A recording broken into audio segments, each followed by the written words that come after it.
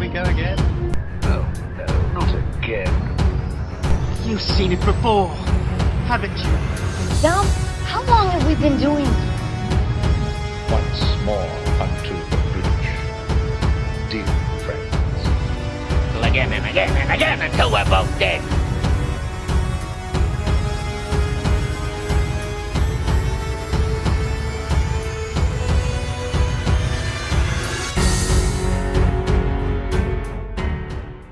Hello and welcome to You've Seen It Before, movie reviews and connections in mind.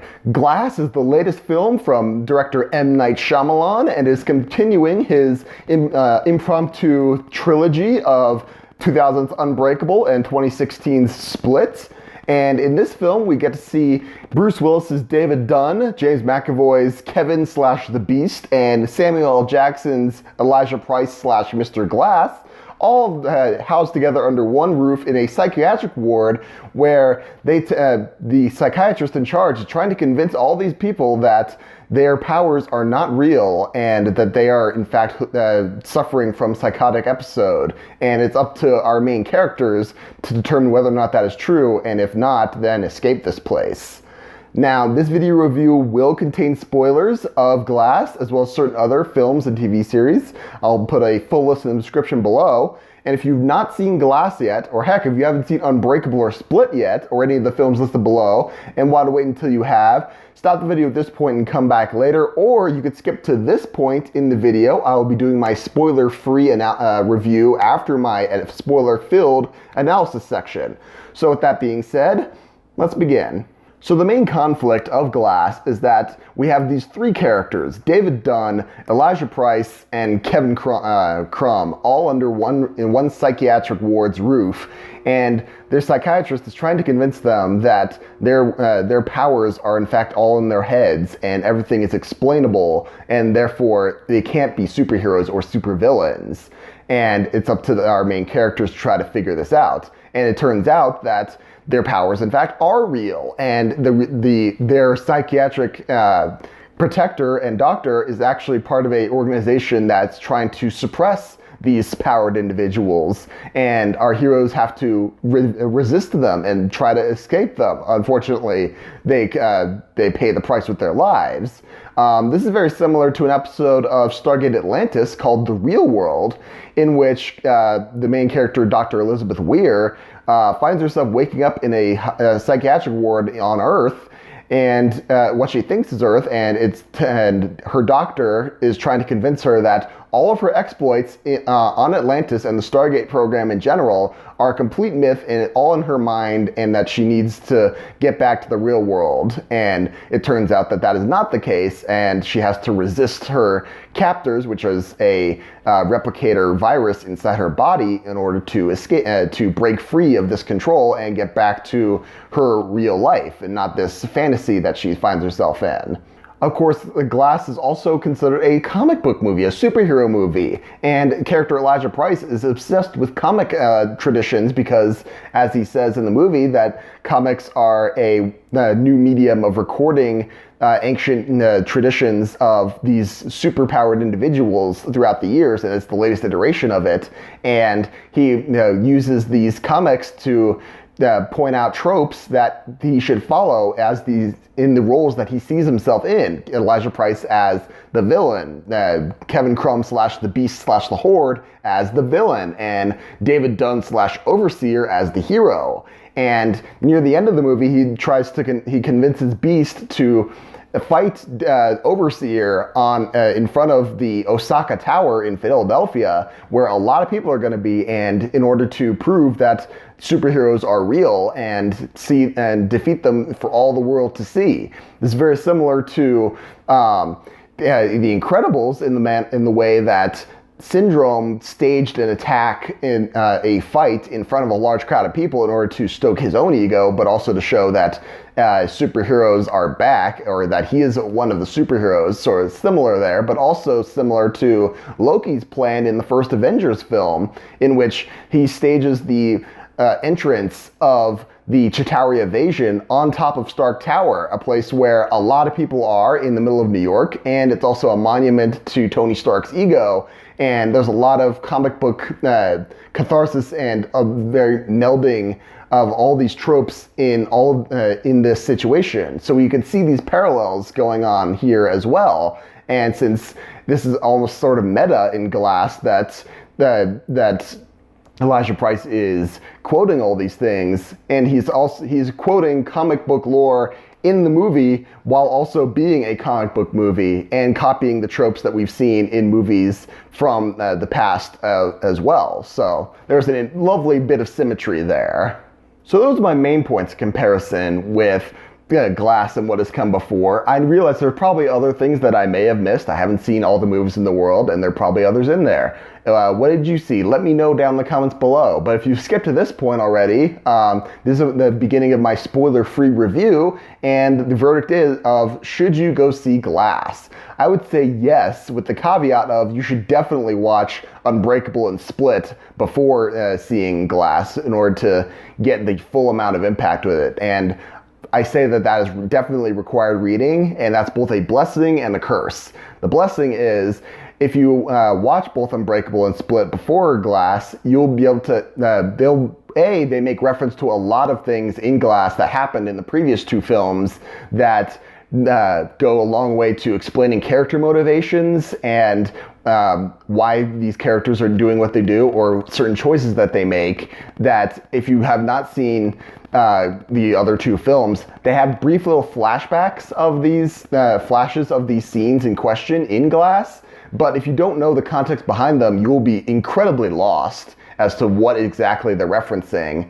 And the fact is that these it is really a character-driven movie, and the action, what action there is, it's not really like, it is a comic book movie, but it is not of the comic book action fare that you were expecting from like the Marvel Cinematic Universe or DC films.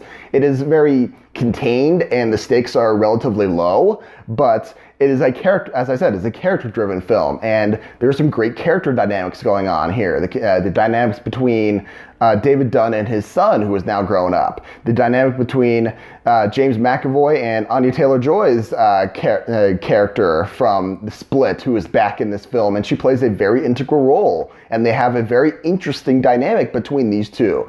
So if you haven't seen Split, I won't give out exactly their relationship in that film or this film, but I will say it is very powerful, and as far as how they relate with each other.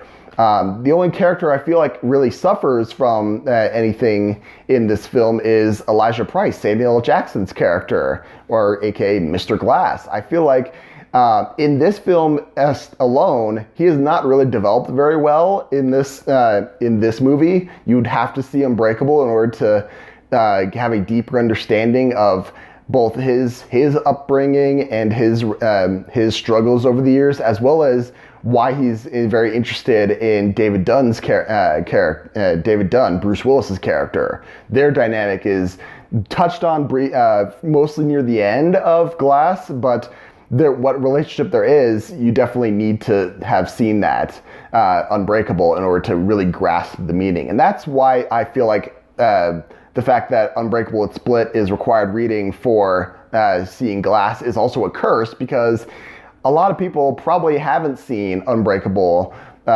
They may have seen Split before coming to see Glass, or they've probably read certain things about Unbreakable in order to catch up before Glass. And that's not the way these movies are supposed to work. I feel like every movie is, very rarely do movies that rely on what came before it work as standalone performances, and Avengers Infinity War is one of them. We had 20 movies of setting up all of these characters and motivations and dynamics before we got to Infinity War, and the fact that that stood alone, it works, but only because it sits on all that came before it. And if you only saw Infinity War, you'd be entirely lost. Same thing goes for Glass. If you haven't seen Unbreakable or Split, it goes very much into territory that you will not understand or you will not fully appreciate. all that aside, technically, I think that this is actually a really interesting looking film. One thing when I noticed in Unbreakable, I thought there was a lot of very odd camera work in this, in Unbreakable, that I didn't really enjoy. Well, odd in the sense of I felt like the Shyamalan tropes, as it were, of two characters having a conversation and the camera just switching left to right slowly between them and not cutting but rather panning between them is very a Shyamalan staple, and they didn't really, I don't recall them doing anything like that in Glass. They may have been one or two scenes in that, which is a relief. However, and also in Unbreakable, there were a lot of shots of people having conversations and the camera being rather far away, and we're trying to focus on their conversations, but also kind of soaking up the atmosphere, but the atmosphere is really not really complex. So that was a director's choice in Unbreakable that I was really glad that he didn't really transfer to Glass. However, in Glass, there are a couple scenes where he does some experimental weird camera tricks during some fight scenes, and they really didn't work for me. I appreciate that they were the way he set up the shots, but there's one fight in the beginning and there's the big fight at the end that he does some kind of interesting camera work during these fights, and for me, I just didn't feel like that was really worked in the context in the moment. I feel like it kind of broke me out of the moment, and it made me focus more on what a weird shot that was. So that doesn't really work for me as well, but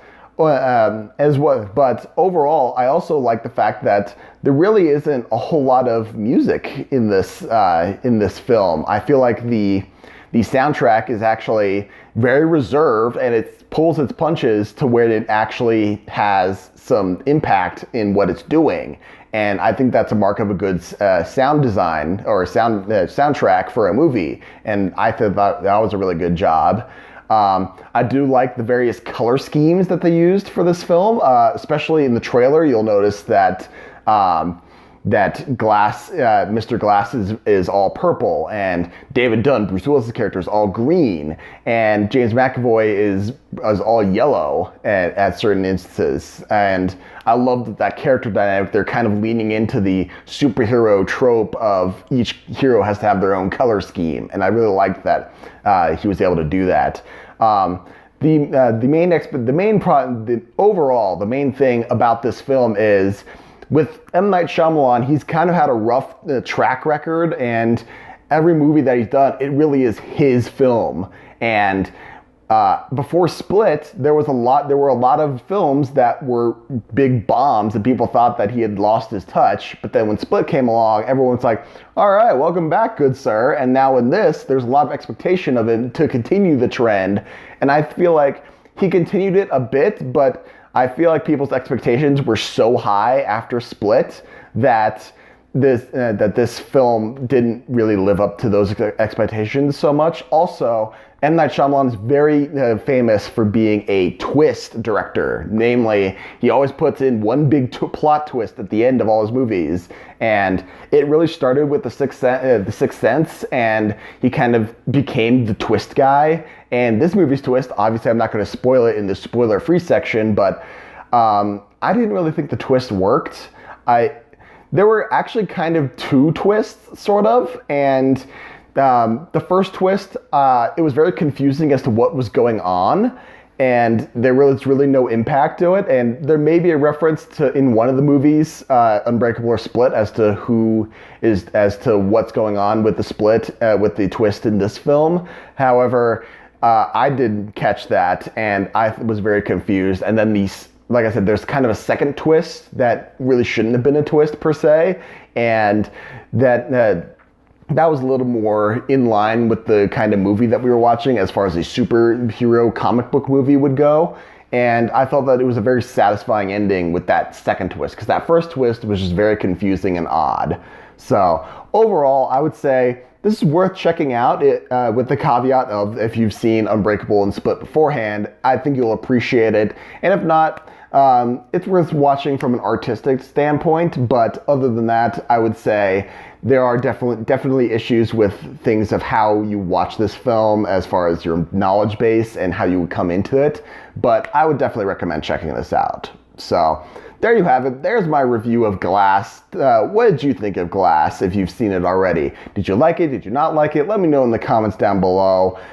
Be sure to look for my next review of a movie, which will be for How to Train Your Dragon 3, The Hidden World, which will be out in February. And also, if you're interested in my channel, go check out I'm currently doing a reaction series on each and every episode of Season 2 of The Orville and Season 2 of Star Trek Discovery. And I posted a bunch of those videos already. Be sure to check those out as well. Anyway, guys, thank you so much for watching. I appreciate whatever audience I can get. And just remember, there is nothing new under the sun. And yes, you have seen it before.